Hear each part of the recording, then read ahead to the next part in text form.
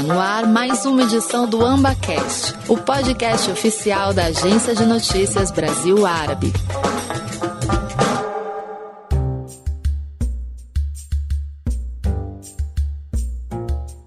Seja bem-vindo a mais uma edição do AmbaCast, sua central de notícias sobre as relações entre o Brasil e os países árabes. Eu sou Bruna Garcia e hoje vamos falar sobre cinema árabe. No nosso bate-papo, converso com duas especialistas sobre a evolução do cinema árabe, as produções de cada região e suas particularidades e semelhanças, a presença feminina cada vez maior no audiovisual, os tipos de narrativas, o que produzem, sobre o que falam e muito mais. Então pegue sua pipoca e vem escutar a gente. Hoje eu converso com Ana Camila Esteves, mestre em comunicação, produtora cultural, pesquisadora, idealizadora e curadora da Mostra de Cinemas Africanos. Muito bem-vinda, Ana. Oi, Bruna. Obrigada. Muito bom estar aqui com vocês de novo. E também bato um papo com Ana Lu Bambirra, formada em cinema, sócia da Partizani Filmes e curadora e coordenadora da Mostra de Cinema Árabe Feminino, que está em cartaz até o final de junho. Seja bem-vinda, Ana Lu. Obrigada, Bruna. Muitíssimo feliz em estar aqui conversando com vocês. Bom, vamos começar. Provavelmente a maioria dos brasileiros que não são, do universo do cinema, que não são tão cinéfilos, não conhecem muito bem o cinema árabe. Eu queria saber de vocês duas, se alguém que não conhecesse te perguntasse, o mundo árabe produz cinema? Como que é o cinema árabe? O que vocês diriam? Como que vocês explicariam o cinema árabe? Bruna, se alguém me perguntasse isso, eu falaria que sim, o mundo árabe produz bastante, produz muito filme, produz muito audiovisual, e que essa cinematografia, quando nós temos acesso a ela, não é tão distante de nós quando nós acessamos essas imagens. Quando a gente consegue chegar nelas, ela reflete muito o que nós brasileiros vivemos, experienciamos.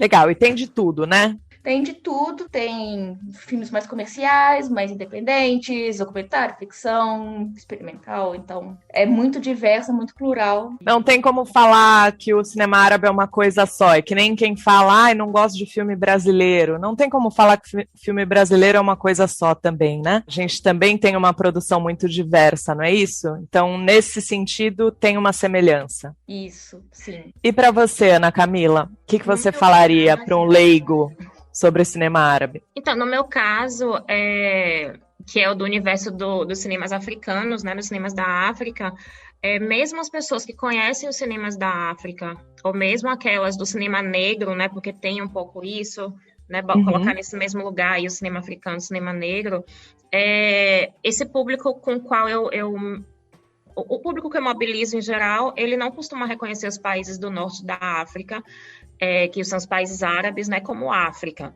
Então já começa aí, porque isso é sempre polêmico, porque de fato existe uma espécie de conflito de identidade ali. Sim. Essa coisa da identidade árabe, africana e da identidade negra africana. Isso existe, Então isso está muito no cinema, está nos filmes, isso também está na forma como as pessoas recebem esses filmes, Então eu lido muito com isso, Esses conflitos raciais que são mais intensos nessa relação entre norte e sul, mesmo em países como o Sudão, por exemplo, que é um país árabe, onde a identidade árabe não quer relação com a negritude, por exemplo, Isso aparece muito nos filmes.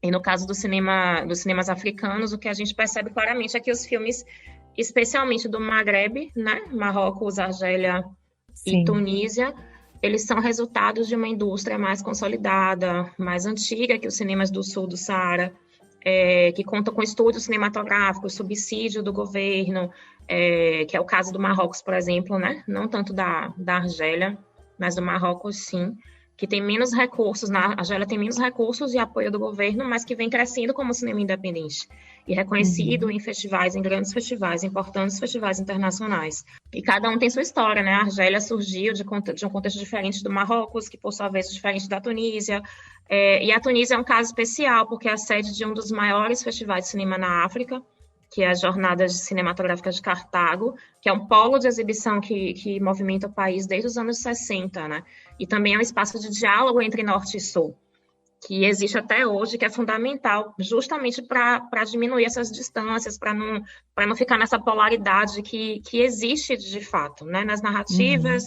e nos contextos de produção também.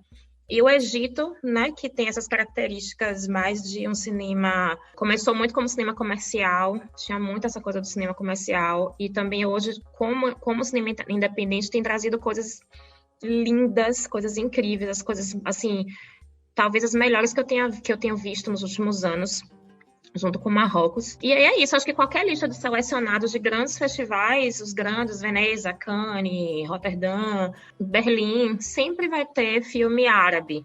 Sempre. Eles vão sempre, inclusive no universo dos cinemas africanos, eles sempre estão destacados. Então, eu acho importante isso, né, a gente mencionar isso, como que esses filmes, eles estão em um lugar de produção, de desenvolvimento, de produção, de difusão, que é de destaque no continente africano. Assim, falando de África, né, que é o meu universo. Inclusive, saiu, né, a seleção dos filmes de Cannes agora, que vai ser em julho, né? Se eu não me engano, no final de junho. E tem um filme marroquino, o único filme árabe, mas que está na competição, na mostra da competição. Então, realmente, essas produções são muito bacanas mesmo. Agora, eu queria saber se vocês veem um ponto de transformação, assim, esse cinema árabe, essas produções não foi sempre assim tão, né, efervescente. Existiu uma transformação e teve uma melhora muito grande nesses últimos anos, talvez na última década. Como que vocês veem essa transformação mais recente? Teve a ver com a Primavera Árabe? Como que vocês conseguem colocar um ponto, assim, na linha do tempo sobre isso? A Primavera Árabe realmente foi algo que movimentou muito, mas eu diria que vários outros momentos anteriores à Primavera Árabe foram focos de muita potência do cinema. Em muitos movimentos de independência desses países, principalmente no Maghreb, na Argélia, na Tunísia, o cinema foi utilizado como uma das ferramentas dessa construção da ideia de nação. E, além disso, países como o Egito, que a Ana falou, sempre teve uma produção muito grande. O Egito ele tem uma particularidade porque ele tem uma história do cinema mais antiga comparado com outros países. E ainda é um polo de filmes, de vários conteúdos audiovisuais que circulam no mundo árabe. Então, sim, a Primavera Árabe pode ter sido ainda algo que veio para ser documentado, para ser veiculado, mas há vários movimentos anteriores que foram também muito, muito fortes na construção da cinematografia desses países. Você pode citar algum? Na Argélia e na Tunísia, por exemplo, que o movimento da independência desses países foi muito importante para o cinema, pois utilizou o cinema como uma forma de construção da ideia de nação. Uma construção de algo que não fosse vinculado ao colonizador. Então vários cineastas começaram a produzir filmes dentro desses países e buscar suas próprias linguagens de uma forma para realmente se separar, no caso da França, né? Isso você está falando, então, década de 60, por aí. Isso. Bacana, bem mais antigo, então, o movimento cinematográfico dessa região. E também a gente não pode deixar de falar que, apesar da independência, a França ainda financia muito a produção cinematográfica dessa região, né, do norte da África. Isso é uma coisa que une o continente africano, sabe? Porque quando a gente costuma fazer essa separação de norte e sul, tem essas questões identitárias, etc. Mas quando a gente está falando de cinema, a gente está falando de colonização, a gente está falando de neocolonialismo e a gente está falando de países europeus, em sua maioria, que continuam sendo responsáveis pela existência de um cinema, né? E eu achei massa que a Ana Lu trouxe isso, porque, assim, Na Argélia, por exemplo, que o cinema foi fundamental no processo de independência, fundamental, foi a mesma coisa que aconteceu em Angola, Moçambique, sabe? Tem diversas outros contextos dentro do continente africano que foi exatamente dessa mesma coisa, usar o cinema como essa ferramenta, né? Uma ferramenta de revolução, que hoje é o que está acontecendo no Sudão, por exemplo. Está acontecendo exatamente isso, né? Tem uma nova geração ali que está pensando agora a partir da Revolução do Sudão, desde o início da Guerra Civil até agora esse processo de mudança política. Então, isso é muito importante no contexto do continente africano inteiro e é engraçado, porque isso poderia ser um fator que uniria, né, a África do Norte com a África subsaariana, mas isso não acontece. Né? Mas, assim, a França continua sendo realmente esse polo de subsídios, né? Não só, mas é um dos principais. E também uma outra coisa que vem disso, essa relação com a França, que tem a ver também com o idioma, é a questão de que muitos realizadores dos cinemas árabes, africanos, assim, aí eu vou sempre falar de África, tá, gente? Não vou me meter a falar dos outros contextos. Por favor. Mas, assim, no caso dos países africanos árabes, né, muitos realizadores migram, né, saem dos seus países e vão fazer cinema na Europa, mas também vão captar na Europa para poder voltar e fazer cinema nos seus países de origem, né? Então, isso gera outros modos de fazer cinema. Eu acho que tem a ver com o que você estava perguntando, né? Do que marcos são esses? Eu acho que é um marco geracional de pessoas talvez que já nascem na diáspora, que já nascem em exílio, mas que voltam para os seus países por razões diversas para criar, para produzir conteúdo, para produzir filmes. E isso gera um outro tipo de fazer cinema, isso gera outras estéticas, outras narrativas, outros universos temáticos que vão surgindo a partir dessa relação, né? De um entrelugar, de eu não sou nem daqui nem de lá, né? Que eu estou nesse movimento, nesse trânsito. Então, isso traz um universo muito rico de novos realizadores mesmo, uma nova geração que eu estou vendo que está muito investindo nesse lugar, né? Do entrelugar, para poder contar suas histórias.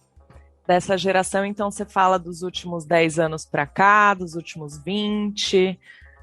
Dos últimos 10 que eu tenho acompanhado, assim, sabe? Dos últimos 10. É uma coisa bem... Não é tão recente assim, já tem muito tempo, mas nos últimos 10 anos eu tenho visto muitos nomes de pessoas que estão se fazendo, que estão morando em outros países, mas que voltam para o continente, né?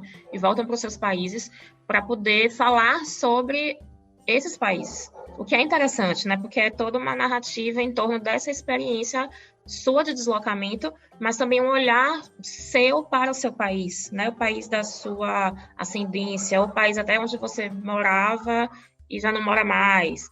Então, assim, eu tenho visto muitos filmes, inclusive experimentando o cinema de gênero em cima disso, sabe? Tem uma realizadora do Marrocos, a Sofia Aloui, que ela fez um curta recentemente que chama E Daí Se as Cabras Morrem, que é um filme de ficção científica, assim, todo na ordem do sobrenatural, mas pensando no lugar da mulher. Ela, assim, não tem uma mulher branca, ela é branca, morou em Paris durante muito tempo e agora decidiu voltar para o Marrocos para produzir lá.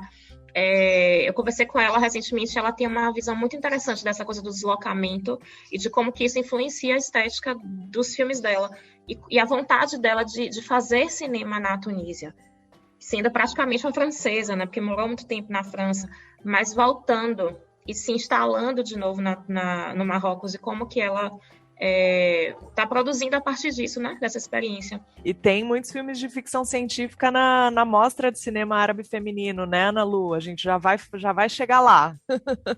Mas antes eu queria continuar um pouquinho ainda nas particularidades do cinema árabe, no panorama mais geral.